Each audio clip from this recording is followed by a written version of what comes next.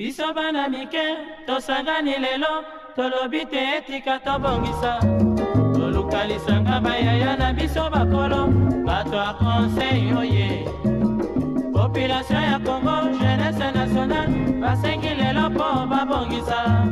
Obongisa Congo ezali nguya ya population, bakonzi bayoka na batoi.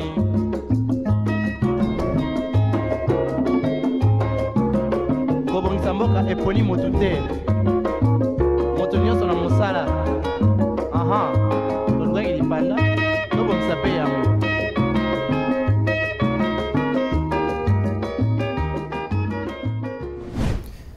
Bonjour madame, bonjour messieurs, bienvenue sur Innov Télévision, bienvenue dans On en parle, c'est énième numéro qui sera un numéro spécial où nous allons parler sport sur ces beaux plateaux de On en parle. Bien sûr, on va évoquer un thème que vous allez découvrir bientôt là avec les invités sur le plateau que vous connaissez d'ailleurs très bien. Mais avant de bien débuter notre émission, nous vous laissons sur cette chanson de Moïse Mbié, Atiki Ngaïté, et on se retrouve juste après. Mangoula, est-ce qu'on va faire comme à l'accoutumée la citation du jour? Voilà, justement, alors comme d'habitude, la citation elle va cadrer avec le sujet du jour vu qu'on parle de sport. Aujourd'hui on va parler d'une citation. En sport c'est plus les phrases célèbres hein, des sportifs, et je vais prendre l'une des phrases de Didier Deschamps qui a dit: dans le football comme dans la vie, on ne peut pas avoir des architectes, on doit avoir aussi des maçons. Donc on ne peut pas avoir que des architectes, on doit aussi avoir des maçons, c'est-à-dire qu'on doit avoir quelqu'un qui fait un plan dans le football et d'autres qui exécutent ces plans. Donc on parle évidemment des entraîneurs par exemple qui ont une stratégie ou une tactique, et c'est aux joueurs de les exécuter. Et aussi il y a des directions, c'est-à-dire que la direction d'un club qui a un projet, et c'est à l'entraîneur d'exécuter ou d'arriver à cette fin. Donc je pense que la citation elle est comprise de cette façon-là. Voilà. Merci beaucoup monsieur Claudia Mangoula. Ce matin nous allons vous attaquer comme de vrais attaquants. Moi-même je suis à la pointe de l'attaque. Claudia Mangoula comme ailier droit et Sam comme ailier gauche. Nous allons attaquer notre émission avec cet état des lieux. On se retrouve juste après. Biso bana mike, tosangani lelo, tolobi te etika tobongisa. Tolukalisanga bayaya na biso bakolo, bato a conseil oye. La Coupe d'Afrique des Nations, c'est la première compétition continentale organisée par la Confédération africaine de football qui confronte, depuis 2023, 24 nations. Pour arracher son organisation, il faut bien qu'un simple dépôt des candidatures. Ça va au-delà de plusieurs aspects. Bien que ce soit du spectacle, il faut souligner les éléments suivants: l'accessibilité, la sécurité, les infrastructures sportives, les infrastructures hôtelières et l'aspect économique pour l'organe fêtière. Le capital humain, les niveaux de la sélection, les tourismes, l'aspect visibilité du pays pour les pays organisateurs. Alors, dès par ce point, est-ce que la République démocratique du Congo peut-elle arracher l'organisation de la Coupe d'Afrique des Nations 2029 comme voulu par son citoyen numéro 1? Réfléchissons au cours de ce numéro.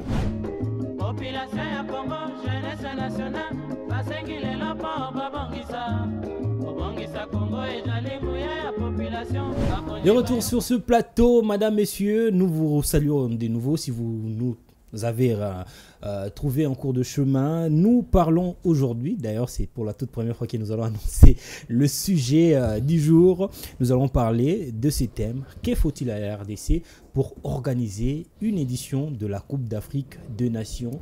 Vous savez, la RDC a déjà organisé 2 éditions de tournois interscolaires et une édition de Jeux de la francophonie. C'était l'année 2023, et pourquoi pas, comme l'avait annoncé le président de la République lors de sa récente sortie médiatique, pour dire que la RDC avait des intentions d'organiser la Coupe d'Afrique des Nations en 2029, raison pour laquelle nous avons invité le sportif sur ce plateau. Nous avons d'ailleurs assiégé ces plateaux dès on en parle. On a dégagé un tout petit peu les habitués de cette émission pour en parler un peu, pour vous donner aussi la parole, un moyen d'interagir, de réagir par rapport à ces sujets. Que faut-il à la RDC pour organiser une édition de la Coupe d'Afrique des Nations?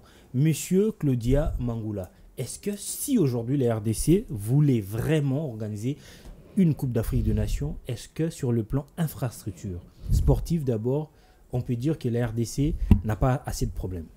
Bien sûr qu'on n'a pas, la RDC n'a pas assez de problèmes parce que on parle des stades qui sont déjà là, qui ne nécessitent pas une reconstruction, mais quelques retouches. Des stades en majeure partie qui sont qui ne répondent pas au standing de la CAF. Justement, c'est là où réside le problème. Vous voyez, on a 4 stades. Sur les 4, il n'y a qu'un seul qui n'a jamais eu de problème là-dessus, le stade du TP Mazembe. Mais après, on a un stade de la Kenya qui est réhabilité au même niveau que le stade de Martyrs. Mais après, il y a toujours des choses à rajouter. Donc, ça n'a jamais été à 100%, comment le terme déjà avec la CAF, homologué. Ça n'a jamais été homologué par la CAF. Et je pense que c'est là où résidera le problème. Mais en tout cas, si on a cette volonté d'organiser quelque chose, au préalable, il faudrait se préparer en conséquence et faire l'état de la situation. Vous avez autant de stades, autant qui répondent aux normes de la CAF, autant qui ne répondent pas. On a vu par exemple, si je me souviens bien, la CAN au Mali, la CAN 2002 ou 2002, ils ont joué dans 4 stades, mais dans 2 villes. Juste 2 villes, dans 4 stades. À l'époque, le stade n'était pas en pelouse synthétique, etc. Il n'y avait pas trop d'exigences. Mais quand même, ils l'ont fait. C'était difficile de jouer le soir. Ils ont joué pratiquement presque tous les matchs la nuit au coucher du soleil. Mais après, le Mali a organisé une Coupe d'Afrique des Nations comme ça. C'était en 2002. Hein. Ça va faire 22 ans. Ça va faire 22 ans. Mais quand même, il n'y avait pas trop de conditions. Mais ils ont juste joué sur l'infrastructure. Et c'est parti comme ça. Je pense que comparativement, par exemple, à la Guinée équatoriale, qui a organisé aussi la CAN en 2015, c'était pas plus de 5 stades. C'était pas plus de 5 stades. On a vu des stades. C'était aussi l'ancienne formule de la Coupe d'Afrique. Parce que là, actuellement, la formule actuelle de la Coupe d'Afrique des Nations avoisine un tout petit peu l'ancienne formule de la Coupe du Monde. Oui, parce qu'on a élargi les nombres de participants et aussi le football est en train d'évoluer. C'est aussi, moi je pense que c'est aussi ces recommandations, c'est aussi dans le bien de ces pays qui organisent. C'est-à-dire que vous sachiez qu'à un certain niveau, on ne doit plus faire ce qu'on faisait avant. Il faudrait qu'on s'adapte à la mondialisation, aux standards, au standing international, qu'on ne reste plus à l'ancien format. Et voilà. Donc, c'est aussi une façon pour ces pays organisateurs de se mettre à niveau, de se mettre à jour. Concernant la RDC, le problème, c'est la préparation. Je ne sais pas si, lorsqu'on fait... Est-ce qu'ils font déjà des états de la situation de ces stades avant de les retoucher? On y arrivera. Mais après, on y arrivera sur cet état, la préparation, pour organiser, bien sûr, cette Coupe d'Afrique de Nations. Il faudra beaucoup d'études et beaucoup de préparation. On va arriver sur cette question. Mais Sam Moutoni, la Coupe d'Afrique des Nations, l'aspect organisation, ça atteint directement à l'image d'un pays. Hein, vous voyez, la RDC, s'il veut vendre l'image de ses provinces, de ses villes, on voudrait peut-être voir la ville de Mbujimai sous le coup des projecteurs. C'est la ville qui est en plein centre de la RDC et aussi la ville d'origine du président de la République. On n'est pas dans ces débats-là. On va aussi voir des villes touristiques comme Goma qui n'a pas aussi un stade moderne, des villes touristiques comme Kisangani qui a un stade déjà en état de délabrement, des villes aussi comme Boma ou Matadi qui n'ont pas actuellement des stades pour abriter la Coupe d'Afrique des Nations. Mais s'il faudra organiser la Coupe d'Afrique des Nations, la RDC, est-ce que elle a un problème d'infrastructure sportive, puisqu'à Kinshasa, on peut citer le stade de Martyrs, le stade Tata Raphaël. Au niveau du Congo central, on peut citer le stade Lumumba, qui est en éternité, hein, en éternelle réhabilitation, on peut le dire comme ça. À Lubumbashi, il n'y a pas trop de problèmes. Le stade de Kibasa Maliba et de Mazembe, on en cite déjà 5. Le stade Joseph Kabila de Kindu, le stade de Volcan au niveau de Goma et le stade de Lumumba à Kisangani. On peut aussi citer le stade Joseph Kabila de Kolwezi ou Likasi, comme ça. Il y a assez de stades, mais qu'est-ce qu'il faudra encore ajouter en termes d'infrastructure pour que la RDC se dise aujourd'hui prête à organiser la CAN au niveau de l'opinion, on dit que la RDC ne pourra jamais organiser la CAF. Au fait, le grand souci ne se situe pas seulement dans la capacité d'avoir des infrastructures. Il y a aussi cet aspect touristique-là qui doit vraiment être de mise, parce qu'on doit le dire, le foot se joue 90 minutes sur terrain. Les phases de groupe, il y a des équipes qui sont départagées. Je donne un exemple concret. Ici à Kinshasa, le phase de groupe se joue un lundi. Pour que ça se rejoue avec les nombres de groupes qu'il y a, c'est peut-être 5-6 jours après. Et les gens qui ont quitté leur nation pour venir regarder cette Coupe d'Afrique de Nations doivent avoir des lieux attractifs, de lieux où ils peuvent passer ces temps-là pour essayer de se raviver un peu, de jouir un peu du pays, de jouir un peu du lieu où est organisée la compétition. Je crois que pour moi, le souci, ce n'est pas avoir un certain nombre de stades. C'est avoir des stades là où il y a aussi quelques lieux touristiques pour permettre aussi à ceux-là qui viendront d'avoir cette facilité-là de vaquer à autre chose que le foot, parce que voilà, c'est aussi l'image du pays qui est vendue. On ne peut pas organiser une compétition juste parce qu'on a des stades. Il faut également avoir des lieux qui peuvent occuper ces personnes-là qui quittent plusieurs pays et qui viennent regarder. Et du côté de la réhabilitation, en tout cas, c'est un grand souci. J'ai d'ailleurs aimé le fait que ce vouloir est manifesté un peu plus tôt d'organiser cette Coupe d'Afrique de Nations. Du coup, si vraiment il s'avère que l'approbation de la CAF est là, on a tout le temps pour préparer cela. Et on a déjà vu cette volonté active. On a eu à organiser les Jeux de la francophonie. On n'avait presque pas d'infrastructures. Il y a eu une volonté. On a eu à bâtir cela. Et voilà, tout est passé sur des roulettes, même s'il y avait quand même eu un report dû à un certain retard. Je crois que les choses sont là. On ne peut pas dire qu'on est à zéro. La Côte d'Ivoire qui a organisé la CAN, qui aujourd'hui pour certains est peut-être la meilleure de l'histoire, n'avait que 2 stades au départ et des petites infrastructures. Il y a eu cette volonté active-là. Ils ont mis la main dans la pâte. Il y a des stades qui ont été construits. On a essayé d'arranger à gauche et à droite et essayer de donner aussi cette envie-là à ce peuple qui quittait différents pays de venir et de vivre l'ambiance ivoirienne.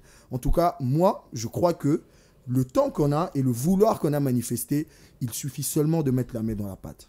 Construire par exemple des stades. Ici, il y aura peut-être un souci si il s'avère que on utilise le stade Tata Raphaël et le stade de Martyrs. C'est presque à quelques mètres de l'endroit. C'est pas un grand souci. Hein. Par rapport au désengorgement de la rue. Hein. À Abidjan, il y avait le stade. Ils peuvent bloquer le stade au Fouet-Boigny. Bloquer les rues par aussi de la construction des rues des rues aléatoires qui peuvent permettre à ce que les gens puissent vaquer à leurs occupations. Je crois que le souci, au fait, c'est, comme vous venez de citer, je crois 9 ou 10 stades.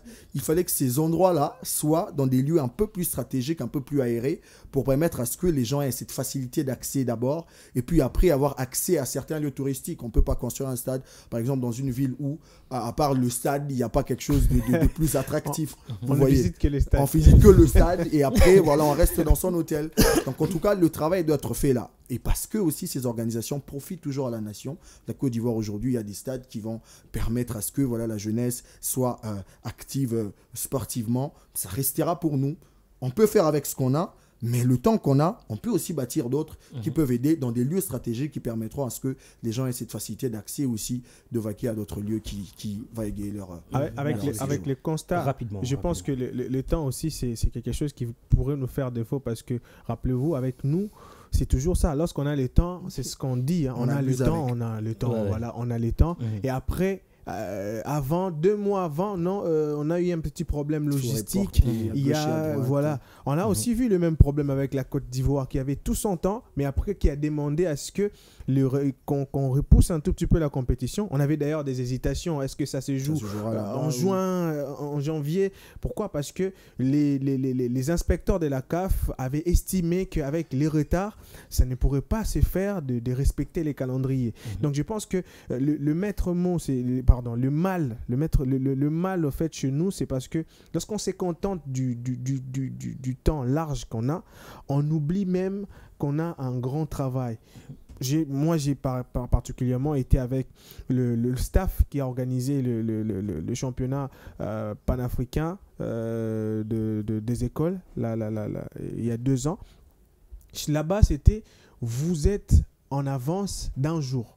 C'est-à-dire que le travail, par exemple, c'est fait, on fait en amont, mais on est tranquille. On a l'habitude, on a la possibilité de suivre les petits détails et Exactement. Tout ça. Et le jour, moi j'ai été très surpris, le jour où on est allé inspecter le stade de Martyrs pour voir où en étaient les travaux, on réalise que les panneaux, la peinture se faisait le même jour. Le jour où on était censé vérifier.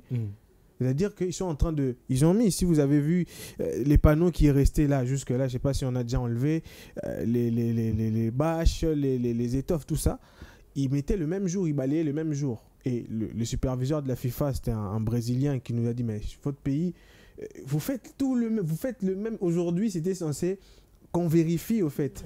On vérifie. Et nous sommes allés du côté des menuisiers qui étaient en train de fabriquer les panneaux de publicité juste aux alentours du stade. C'était le même jour également. Tout le monde était en train de faire le travail le même jour. Alors que les équipes avaient déjà fini leur préparation, le staff de notre côté, parce qu'il y avait des guests, il y avait des invités, Fadigar était là, il y avait beaucoup d'invités qui devaient donner de l'expérience, par exemple, aux jeunes arbitres qui étaient là. Ils avaient déjà fini.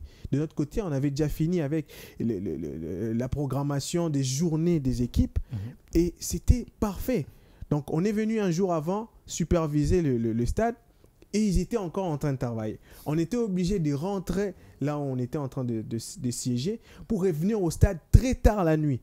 Alors que les équipes devaient venir ce jour-là pour inspecter, pour faire une visite, je ne sais pas comment on appelle ça déjà.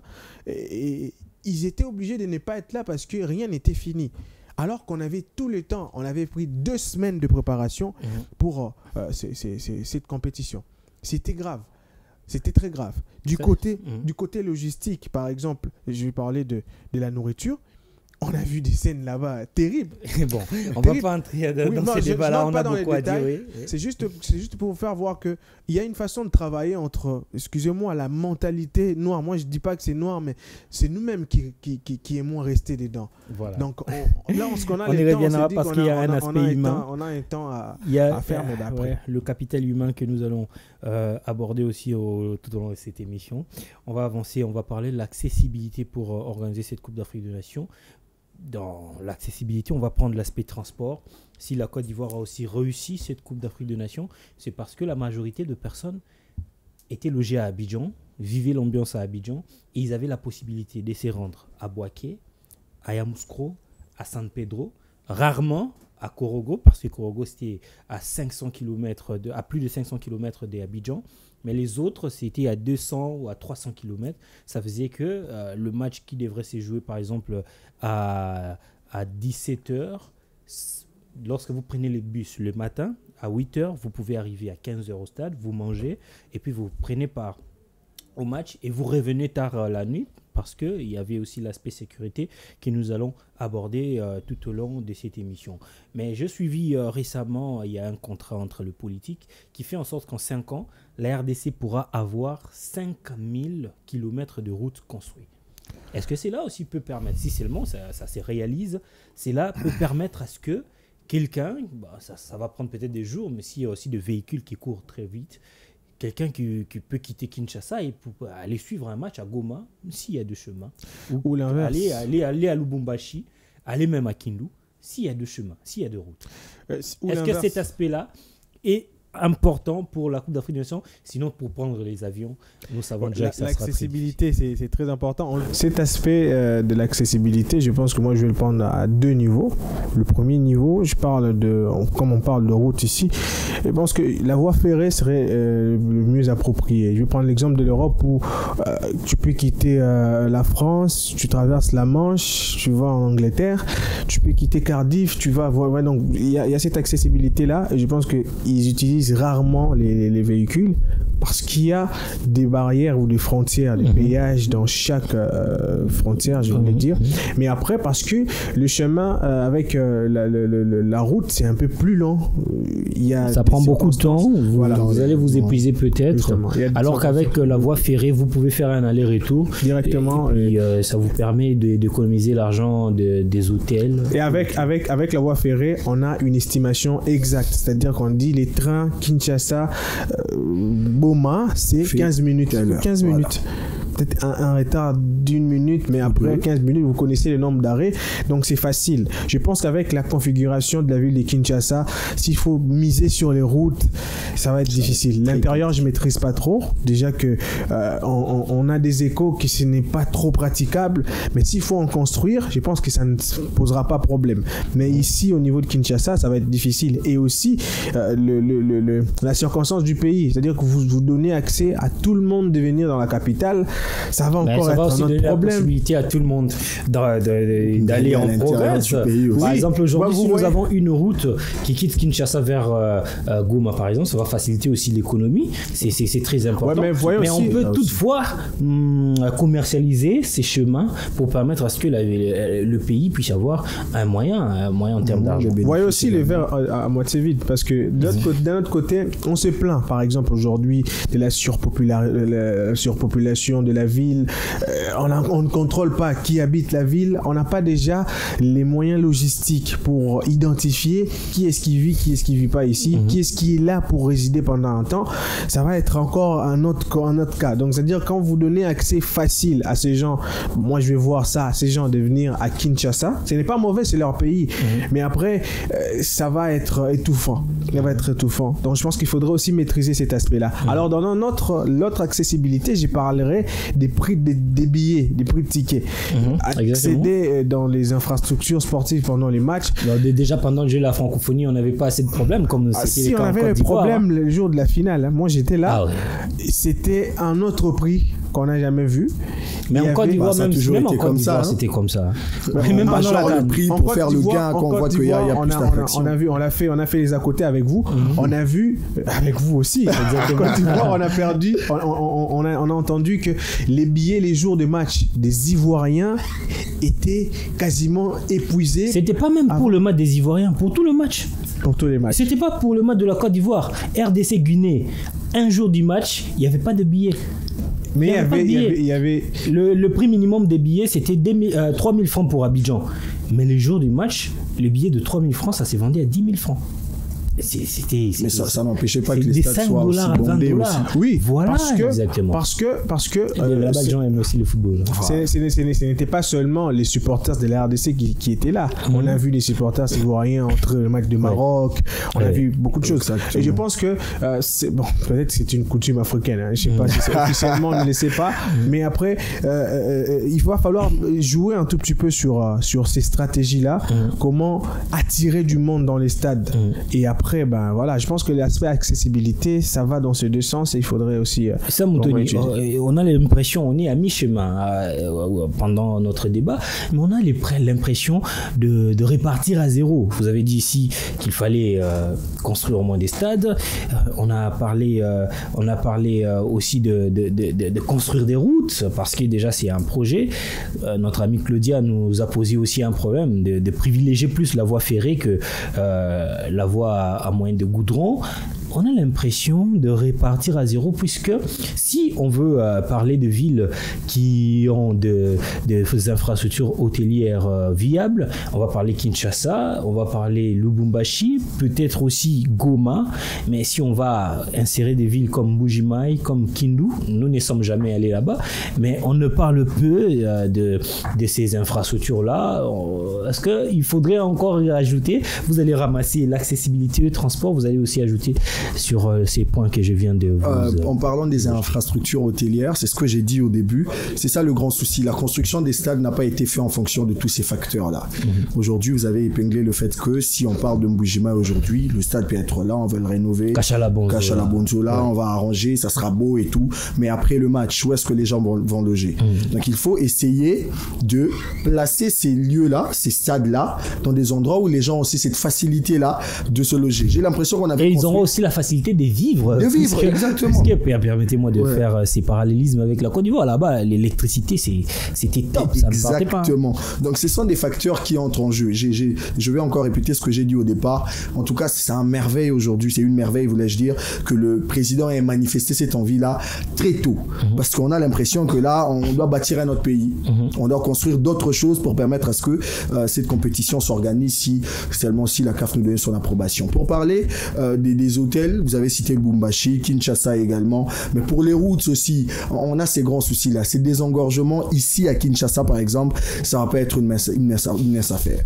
Aujourd'hui, nous savons qu'il y a des routes qui sont d'accès populaire. Il n'y a pas une limite qu'on va mettre que voilà, pour ceux-là qui vont au stade, empruntez telle voie. Pour ceux-là qui ne vont pas au stade, faites telle route. On n'a presque pas des routes secondaires qui peuvent aider à ce que la population ne se sente pas encombrée, qu'il n'y ait pas de difficultés pour ceux-là peut-être qui n'ont pas ces désirs-là de rejoindre les stades pour aller regarder le match. Les hôtels à Kinshasa, il y en a des tas qui sont des 5-4 étoiles qui peuvent loger ces personnes-là qui viendront.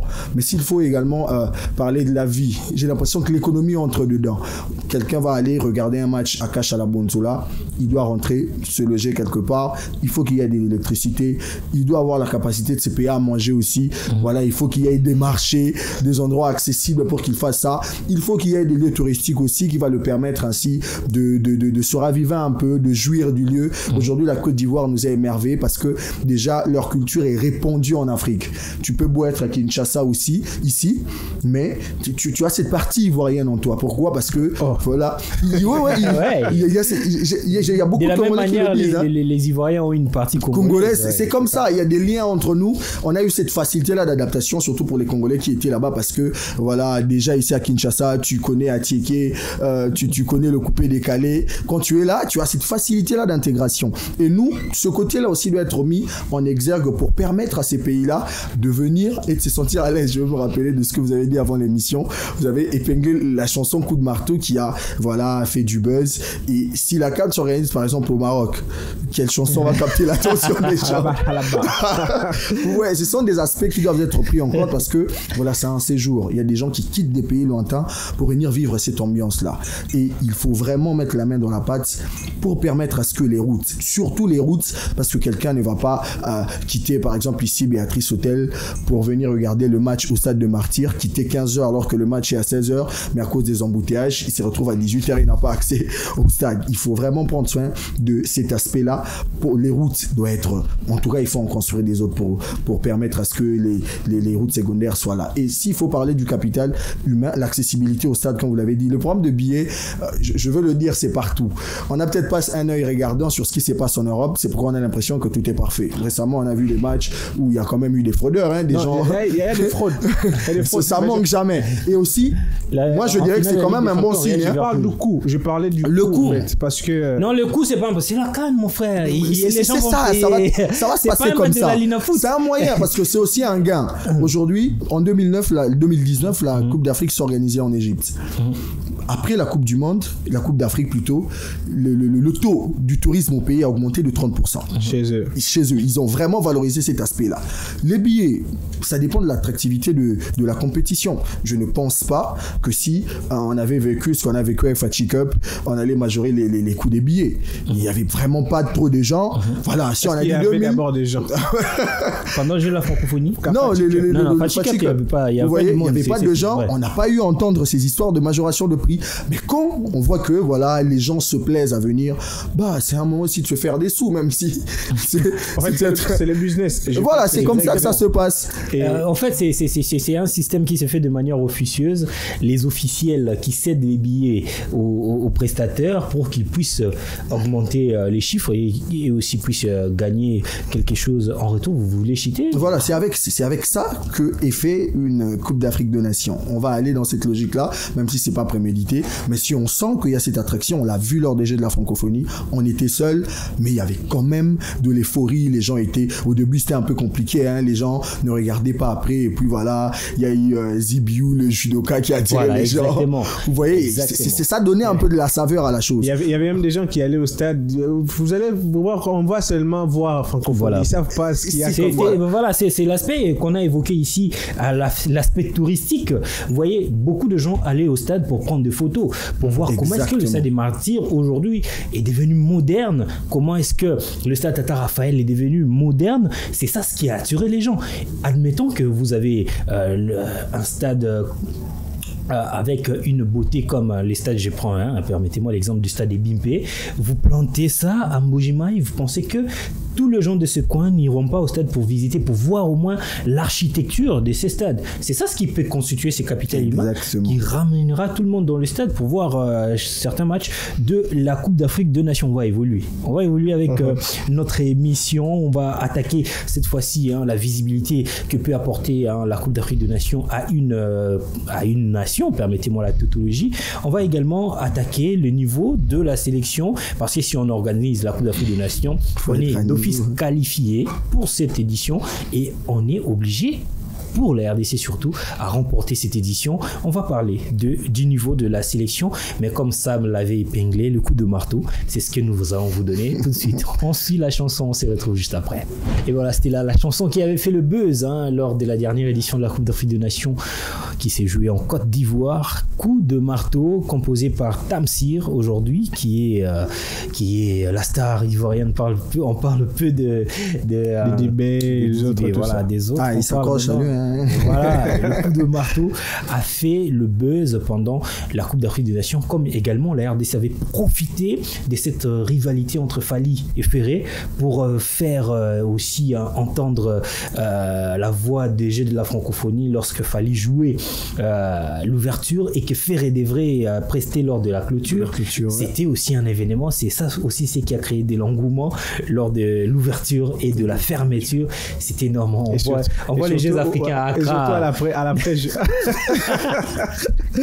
À Accra. Aussi, la Côte d'Ivoire a organisé la meilleure Coupe d'Afrique des Nations. La RDC aussi, le meilleur jeu de la francophonie. On reste sur un même pied d'égalité. On va attendre la Coupe d'Afrique des Nations RDC et on va continuer avec notre émission de ces matins avec vos réactions, les réactions du public, de tous ceux qui aiment Innov Télévision. Ils ont accepter de nous donner leur point de vue concernant le sujet du jour. Que faut-il à la RDC pour organiser une édition de la Coupe d'Afrique des Nations? On vous laisse suivre leurs réactions et on se retrouve juste après.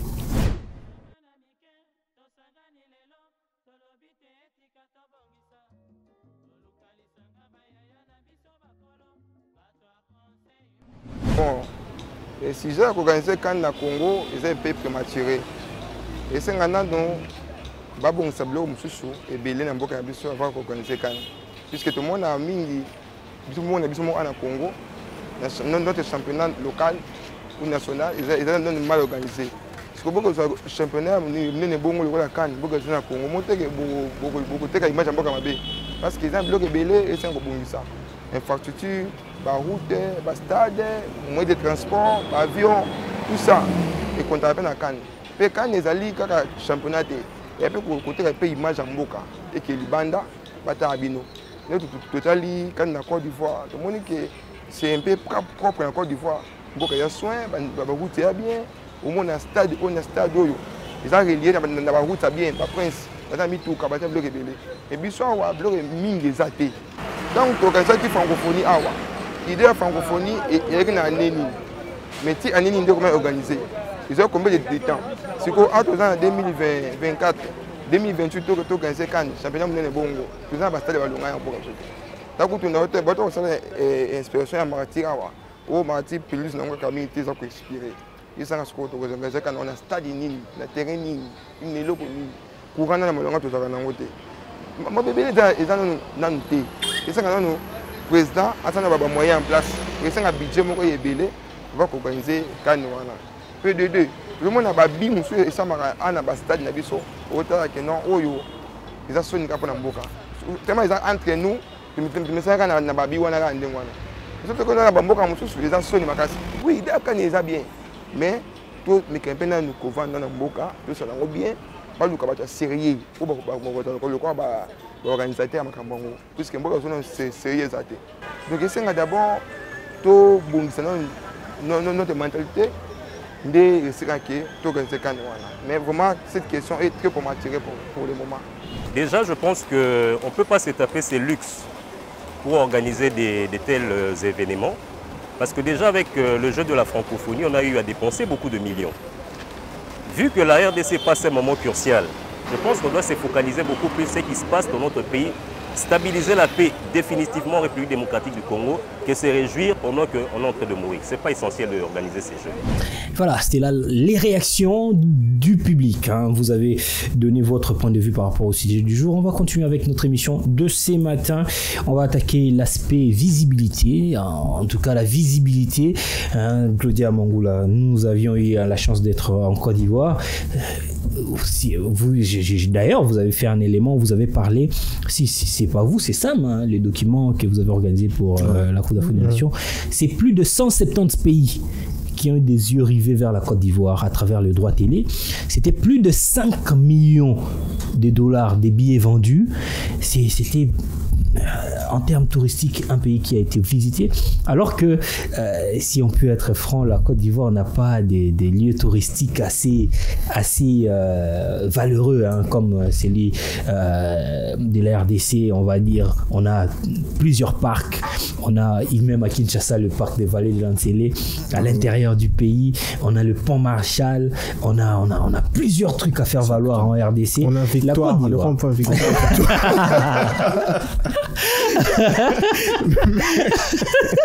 On a les ronds-points.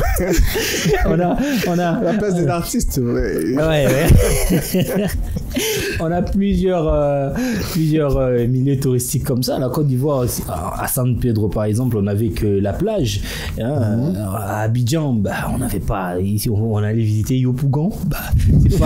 C'est pas un milieu touristique. On va pas dire qu'il manquait, mais c'est pas aussi important comme chez nous en République démocratique du Congo. Est-ce que la CAN, à travers son organisation RDC, peut donner un coup de visibilité, un coup de projecteur important à notre pays? Beaucoup, d'ailleurs, beaucoup. Je pense que le président de la République, celui qui a annoncé l'organisation de la CAN, je pense qu'il a entre ses mains l'outil qui peut propulser au fait la visibilité et même la réputation du pays. Je pense qu'on a une réputation qui a été salie jusque-là parce que il y a des gens qui habitent à l'extérieur du pays qui savent que maintenant là, ici chez nous, il y a guerre. Alors que nous faisons l'émission, ils ne savent pas cerner si c'est à Kinshasa, si c'est... Ils savent que c'est un pays... Je vous laisse continuer. Je ne vais pas cracher sur les habitants, les Congolais qui sont à Goma. Oui. Mais on était avec un confrère, hein, j'étais son nom, à la CAN, qui est de Goma, qui dit, mais bon, il y a la guerre, oui, mais parfois les gens extrapolent. Parce que moi, j'ai vu à Goma, ça va faire 5 ans que je n'ai peut-être pas écouté un coup de balle.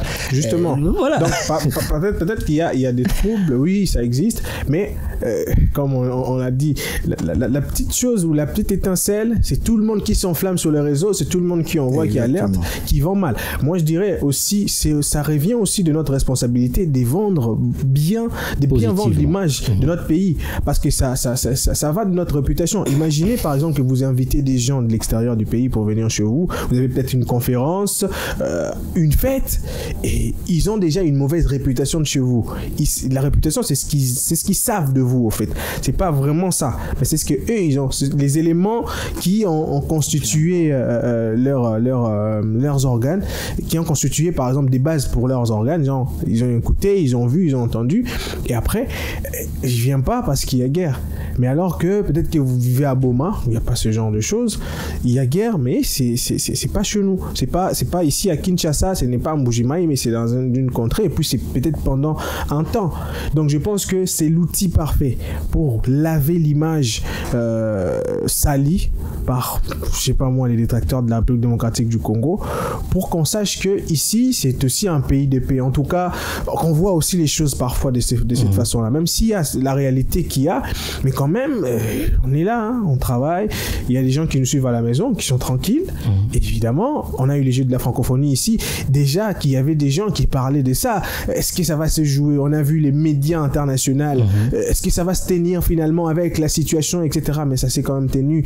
0 blessé, 0 mort. Pas des banditismes urbains.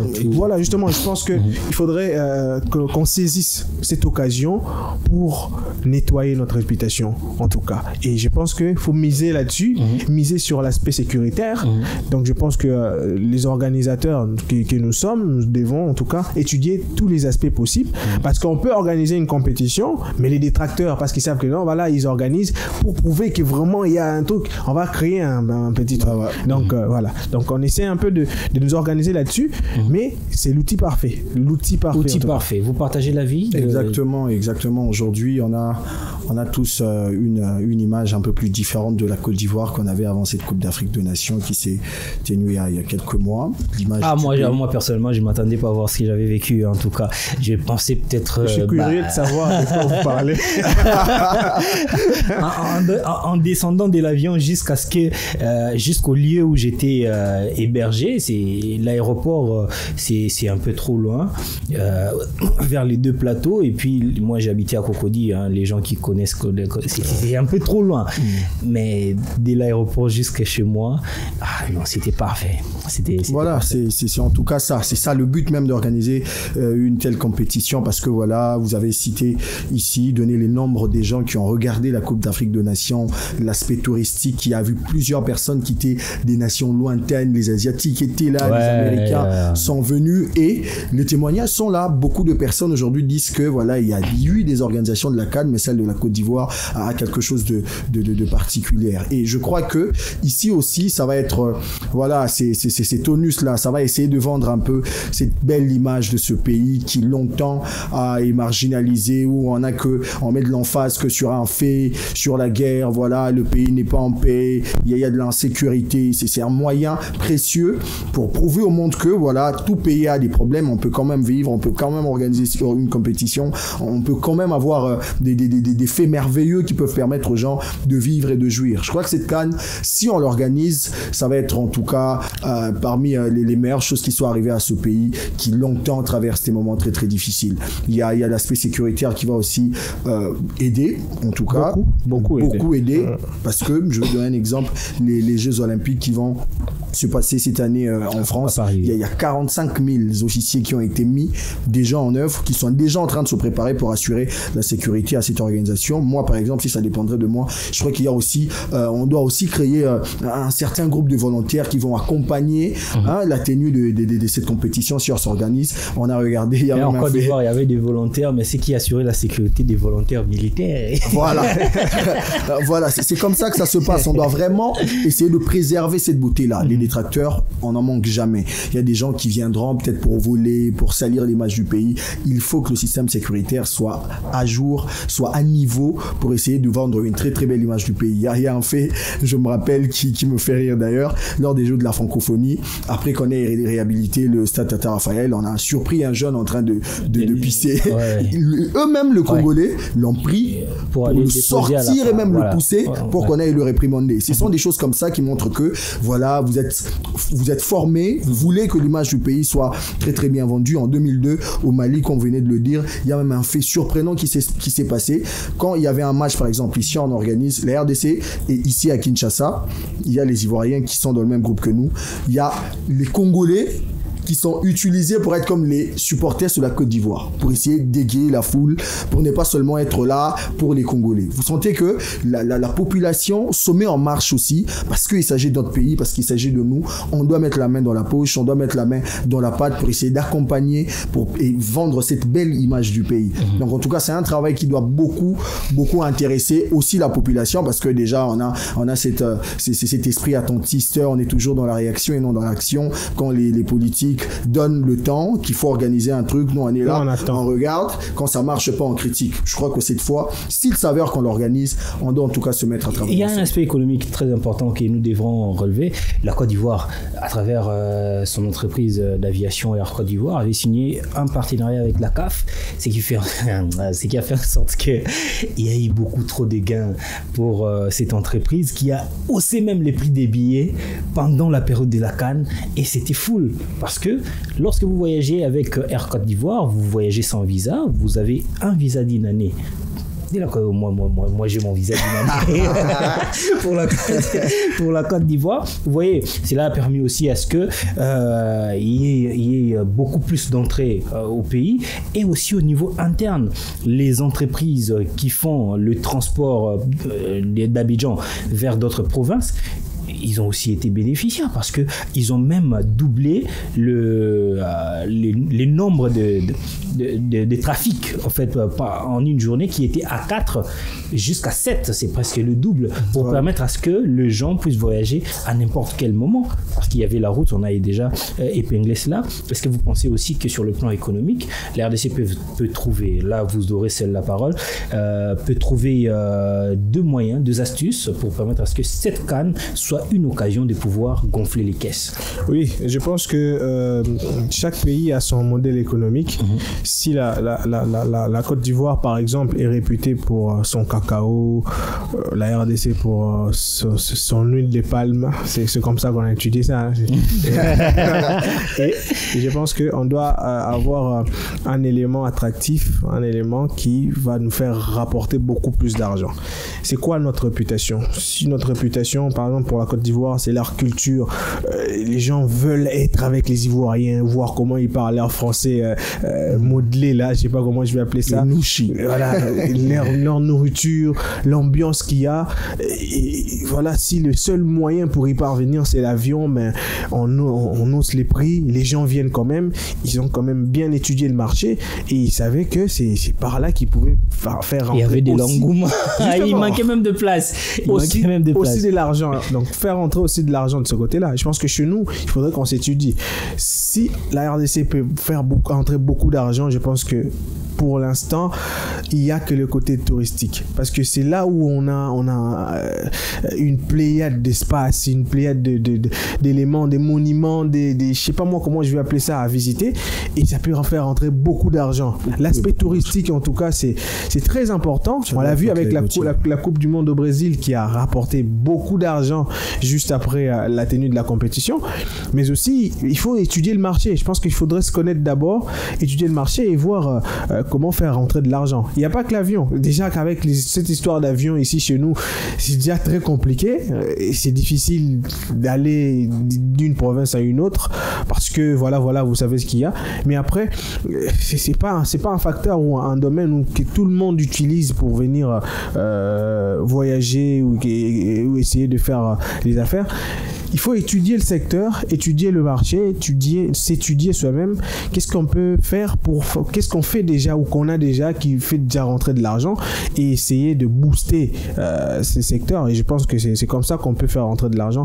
Donc, déjà qu'on organise une CAN, en tout cas, c'est d'abord pour l'argent. Même s'il y a des sponsors et que les sponsors, c'est pour leur visibilité, vous remportez de l'argent, vous empochez de l'argent après. Donc, tous ces pays qui ont organisé la CAN, juste après l'organisation, on n'a plus entendu parler de la crise. Il y a l'Angola qui a organisé la CAN, il y avait une petite crise, d'ailleurs une longue, j'y pense. Mais après, on n'a plus entendu parler de ça. On a entendu, il y avait la crise en Afrique du Sud.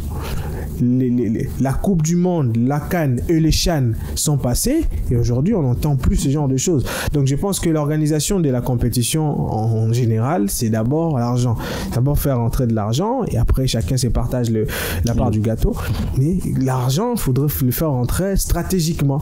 Donc il faudrait étudier le marché, savoir comment est-ce que ou dans quoi on peut faire rentrer beaucoup d'argent sans forcing.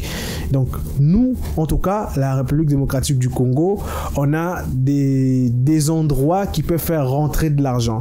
On a des sites qui peuvent faire rentrer de l'argent et je pense qu'il faudrait miser sur le tourisme. Les réhabiliter aussi, hein, parce qu'il y a certains qui sont... L'aspect aussi sécuritaire qui rentre aussi à l'intérieur parce que on a des zones forestières qui sont inaccessibles à cause de l'insécurité. Donc je pense que ça doit aussi faire partie des éléments qui doivent encourager et motiver. Merci. Voilà. On organise la Coupe d'Afrique des Nations, c'est pas pour la perdre. Il faudrait la gagner. Exactement. Si on doit tenir à l'annonce du chef de l'État de dire que la Coupe d'Afrique des Nations pourrait s'organiser en RDC en 2029, alors que nous savons que la sélection actuelle est vieillissante. Dans 5 ans, on ne va plus parler de Cédric Bakambu, on va parler peu de Chancel Mbemba, on va parler peu de plusieurs joueurs. Alors, pour que la RDC puisse organiser cette CAN et la gagner, que faut-il? Il est temps de rajeunir l'équipe. En tout cas, on a déjà... Ouais, c'est le moment de préparer la sélection, moment. alors que la sélection U15 vient de jouer les tournois interscolaires avec une journée de préparation pour le monsieur et 0 jour de préparation pour les dames. Voilà, c'est ce que je suis en train de dire. C'est le temps de miser sur la jeunesse, la génération qui est actuelle, comme vous venez de le dire, elle est partante. La moyenne d'âge est très très révolue. Mais dans 5 ans, je pense pas qu'il aura assez de force qu'il a aujourd'hui. Voilà, c'est le temps en tout cas de mettre la main dans la marche pour essayer de piocher ces jeunes qui ont du talent, qui sont capables d'apporter un peu plus de valeur à notre équipe nationale et surtout les permettre de s'acclimater déjà, de s'habituer déjà, de les mettre ensemble, qu'ils grandissent ensemble, qu'il y ait des générations, pas une génération spontanée comme aujourd'hui. On a quand même fait les demi-finales de la Coupe d'Afrique des Nations, mais voilà, c'était en tir à gauche, en mélange, chacun use de ses individualités. Simba Chaka. C'est ça qui a fait notre sélection. Donc il est temps, aujourd'hui, vous voyez, aujourd'hui la Côte d'Ivoire, ça n'a pas été facile, hein, aussi ça a été beau de voir une nation mettre du paquet. On avoisine le 1 milliard de dollars qui ont été dépensés et à la fin, rester avec la coupe chez soi. Je crois que ça donnait un peu plus de goût à même cette histoire. Ils ont oublié les dépenses. Ils ont oublié ça, ils ont vécu cette euphorie-là, ils ont gagné la compétition et c'est parce qu'il y a quand même eu un travail de fond et c'est ce qu'il faut commencer à faire. Malheureusement, bon, de grâce, hein, s'il faut que je dirais pas que la Côte d'Ivoire a préparé sa sélection. Hein. Voilà, c'est quand même une génération spontanée également pour eux. Il y a des vieux qui sont venus, ils ont apporté de l'expérience. Mais je crois qu'avec Emers Faye, je crois qu'il a été retenu. Il y a quand même un travail. Ils ont eu le temps quand même. Bon, pas beaucoup de jeunes, mais pas beaucoup trop de temps. Mais ils ont eu le temps quand même de préparer cette sélection jusqu'à la fin. Pas beaucoup, parce que si vous regardez la sélection ivoirienne qui a joué la CAN en Égypte, je pense qu'ils étaient au Cameroun. Je pense qu'au Cameroun, c'est pas du tout la même équipe. C'est pas la même alors que la Côte d'Ivoire était au courant de l'organisation déjà quelques années avant. Donc je pense que ils n'ont pas eu le temps de faire tout ça parce qu'il faudrait là déjà avoir un entraîneur avec un projet à long terme, c'est-à-dire atteindre cette étape et puis avoir des objectifs, c'est-à-dire peut-être remporter, arriver en demi-finale, etc. Mais ça sera à lui maintenant de savoir si... Vous pensez que si on organise ça, on pourra la remporter là quand même? Ça va dépendre de ce qu'on commence à faire aujourd'hui. C'est déjà le stage qui pouvait permettre à ce qu'on ait ces garçons-là talentueux ensemble, qui a été annulé. Voilà, on est encore là en train de stagner, alors que c'est possible de commencer un travail aujourd'hui, d'avancer petit à petit, de former une équipe avec des jeunes talentueux. On en a des tas qui peuvent se connaître, avoir cette facilité-là. On n'a pas d'abord des équipes d'âge actives. Voilà, c'est le grand travail qui doit commencer. Ça fait quelques jours, j'étais au Congo-Brazza. J'ai visité le stade Massamba Deba et Kintele, le complexe de Kintele. Là-bas, les équipes d'âge U15, U17, U18, U19 nationales et U20 s'entraînaient pour rien. C'était comme dans un centre de formation. Mais on vous dit, c'est l'équipe nationale U15, U17, U18, U19, U20. Les U15, ce sont ceux qui sont venus remporter ici. Ils s'entraînent et c'est habituel. Ils se sont habitués à s'entraîner. Pour nous ici, ils ont eu une séance d'entraînement et il fallait qu'un dirigeant amène son joueur. C'était compliqué. Comme chez les vieux. Moi, je l'ai dit, l'équipe nationale de la République démocratique du Congo, elle n'aura jamais en fait une identité de jeu si à chaque fois on ne fait que courir derrière des binationaux, derrière des joueurs qui ne connaissent même pas. Ce sont des Congolais comme nous, excusez-moi, peut-être par lien de sang, etc., mais qui ne connaissent même pas Mboté. Même pas l'hymne national. Ils ne connaissent même pas ça. Il la main dans le cœur comme s'il était en train de le lire dans la tête. Justement. Voilà, aucune culture. Donc on n'aura pas l'identité. Et aussi, on a parlé de cette Samuel Eto'o l'a dit, hein, permettez-moi après l'élimination, qu'il faut vraiment regarder le taux de patriotisme pour sélectionner. Il l'a dit. Exactement. Voilà. Exactement. Il a dit dans d'autres circonstances. C'est pas ça. Mais après, on va vouloir préparer une équipe. Vous parlez ici de la moyenne d'âge d'une sélection. Une sélection qui n'a pas une réserve, comment je vais dire, une réserve qui est régulière. Et après ça, vous voulez avoir un projet à long terme. C'est-à-dire qu'on est là en 2024. Dans 5 ans, on organise une CAN. Et vous comptez sur les Mbemba, etc. Non, on compte sur ceux qui seront découverts par les centres, les écoles de foot françaises ou encore anglaises pour tenter un coup un coup de pression sur les réseaux sociaux et le ramener ici. Alors qu'on a le temps, on peut préparer avec les jeunes qui sont ici au pays et puis aller jouer. Et puis c'est cette façon de draguer les joueurs. Je pense que c'est allez rapidement. Venez, vous allez jouer la CAN. Il y a des gens qui ont combattu les éliminatoires, etc. Après, vous les éliminez pour prendre ces jeunes garçons qui. Et lorsque vous ne prenez pas, ça devient une guerre. Son père avait dit que non, il va venir. Ouais, non. En tout cas, j'aime bien la philosophie de Samuel Eto'o. Je pense que la sélection, il a très bien dit au sujet d'Onana. On l'a demandé si Onana sera sélectionnable. Il a dit Onana, son cas ne dépend pas du président de la fédération. Son cas dépend de l'appréciation de l'entraîneur. Et aussi, au-delà de l'appréciation de l'entraîneur, parce qu'ils n'ont pas encore de sélectionneur jusque-là, et aussi, ça dépendra de son amour à lui pour le pays. Si vous n'avez pas, c'est justement les termes, vous n'avez pas, vous vous engagez pas pour le pays. Excusez-moi les termes. Qu'est-ce qui vaut votre place dans la sélection nationale? Quand on touche le cœur, quand on récite l'hymne national. C'est superficiel aujourd'hui. Hein. Il y a des gens qui touchent même plus. Il faut suivre ces gens-là qui ne touchent plus les cœurs. Ils touchent au milieu. Merci beaucoup. Merci Claudia, merci Sam Moutoli. Merci. Nous sommes arrivés à la fin de notre émission de ce matin. Que faut-il à la RDC pour organiser la Coupe d'Afrique des Nations? Nous avons touché plusieurs aspects, l'accessibilité, la sécurité, les infrastructures, capital humain, le niveau de la sélection, l'aspect touristique, économique et la visibilité que peut apporter à une nation lors de l'organisation d'une compétition à la taille de la Coupe d'Afrique des Nations. Nous sommes arrivés à la fin de notre émission de ce vendredi. On en parle. C'était pas Samedi Sport, ni encore Sport Inside, encore moins Sport Memory. C'était On en parle. On a un tout petit peu dégagé Leïla, Azaf, Aurélie, Divine et Exaucé pour prendre leur place.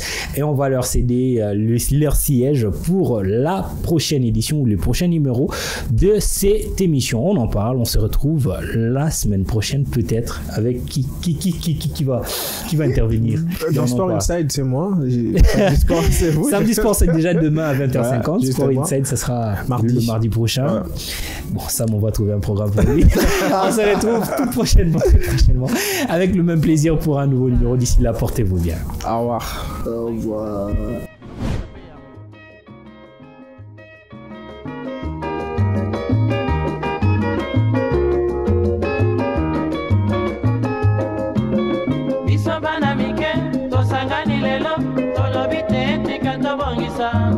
Olukalisanga bayaya na biso bakolo bato a conseil oye population ya Congo jeunesse nationale basengi lelo mpo babongisa Congo ezali nguya ya population bakonzi bayoka na matoi bato a Congo oye bato a Congo oye bato a Congo oye mwana Congo bato a Congo oye Hit of TV